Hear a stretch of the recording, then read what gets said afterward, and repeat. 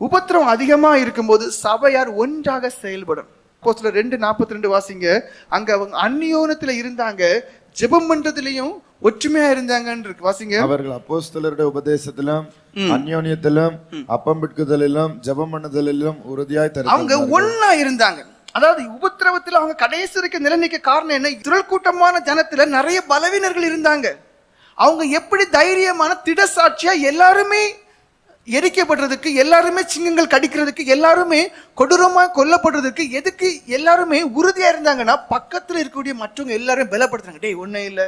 அதாவது ஏதோ ஒரு நாட்டுல தகப்பனையும் தாயையும் அவங்க கிறிஸ்துவை ஏற்றுக்கொண்டதுனால என்ன பண்ணுனாங்க, பிள்ளையோட சேர்த்து ஒரு குழி தோண்டி உண்மையான சம்பவம், திரளான ஜனங்களை கூட்டி சேர்த்து அவங்க மத்தியில், ஏன்னா இனி யாருமே கிறிஸ்துவை ஏற்றுக்கொள்ள கூடாதுங்கிறக்காண்டி என்ன பண்ணாங்க, ஒரு பெரிய குண்டு தோண்டி அதுல புருஷன் மனைவி 2 பிள்ளைங்களையும் உள்ள போட்டாங்க. போட்டு மேல மண்ணளி போட்டே இருக்கிறாங்க. எதுக்கு இவ்வளவு கொடூரமான ஒரு மரணம்? மற்றவங்க எல்லாம் பார்த்து கிறிஸ்துவை ஏற்றுக்கொள்ள கூடாதுங்கிறது. அப்ப அந்த 2 சின்ன குழந்தைங்களும் தாய் தகப்பனை பார்த்து சொல்லுது, அம்மா பயமா இருக்குன்னு, அப்பா பயமா இருக்குன்னு.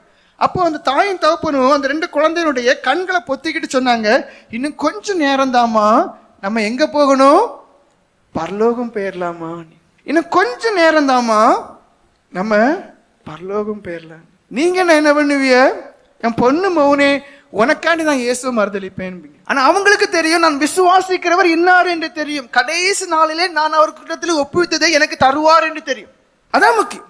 இப்ப அதுதான் இங்க காண முடியல. எம்மா நான் பயமா இருக்குமான்னு சொல்லும்போது கண்ணை பொத்திக்கிடுறாங்க. பின்ன கொஞ்ச நேரம் தாமா, கொஞ்ச நேரம் தான், பின்ன கொஞ்ச நேரம் தான், எங்க போயிடலாம்? பரலோகராஜ்யம் போயிடலாம். அந்த உறுதி இருக்காயா? பயம் எல்லாருக்குமே இருக்கும். ஆனா ஒருவர் தேட்டிக்கிட்டாங்க. அப்போ 4:32 வாசிங்க. விசுவாசிகளாகிய திரளான கூட்டத்தார் ஒரே இருதயமும் ஒரே மனமுள்ளவரா இருந்தார்கள். இங்க என்ன சொல்லப்பட்டிருக்கு? அதாவது ஆதி சபையாரிலே பலவீனர்கள் உண்டு. எல்லாரும் எப்படி ஸ்திரப்பட்டாங்க? ஒரே ஒரு காரியம்தான். ஒருத்தங்க புத்து சொல்லி கொடுத்துட்டு, இதுதான்டா ஒரு சந்தர்ப்பம், நம்ம தேவனுக்குன்னு வாழும், மரித்தா என்ன, அவரோட கூட போலாமே, அவரோட கூட ஆளுகை செய்யலாமே, அங்க இருக்கலாமே.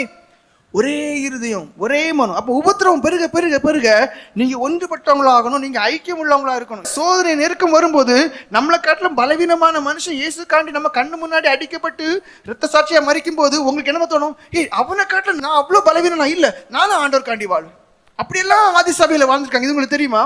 ஆதி சபையில அப்படியெல்லாம் ரத்த சாட்சியா மறிச்சிருக்காங்க. 12 பேரை ஐஸ் கட்டியில வச்சு கட்டி வச்சிருக்காங்க. அதுக்கு முன்னாடி என்ன வச்சிருக்காங்க? சுடுதண்ணி வச்சிருக்காங்க. சுடுதண்ணி எதுக்கு? யாரெல்லாம் ஆண்டரை மறுதளிக்கிறாங்க உடனே சுடுதண்ணில முக்கி அவங்களை காப்பாத்துவாங்க. இதுல ஒரு மனுஷன் சுடுதண்ணிக்கு மேல ஆசைப்பட்டு தேவனை மறுதளிச்சான்.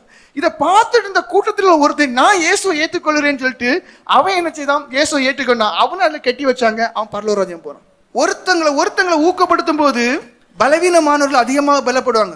எபிரேயர் 10:25 நீங்க வாசிப்பீர்கள், சபை கூடி வரல விட்டு விடாதீர்கள். அப்ப இப்படிப்பட்டதான நெருக்கங்கள், கஷ்டமான நேரங்கள்ல என்னதான் உங்களுக்கு வேலைகள் இருந்தா எல்லாம் ஒரு சைட்ல விட்டுட்டு சேர்ந்து ஒருமனப்பட்டு ஊக்கமா ஜெபம் பண்ணி பாருங்க. யாருமே நமக்கு துணை இல்லாத ஒரு சூழ்நிலை வந்தாலும் கூட பரலோகத்தின் தேவன் தூதர்களை கட்டளையிட்டு நம்ம காப்பார். அல்லேலூயா, அல்லேலூயா. அவர் ஜீவனோடு இருக்கிற தேவன். ஆனா நீங்க செய்ய வேண்டியதெல்லாம் இதை உறுதியாய் கடைபிடிக்கக்கூடியவர்களா இருக்க வேண்டும்.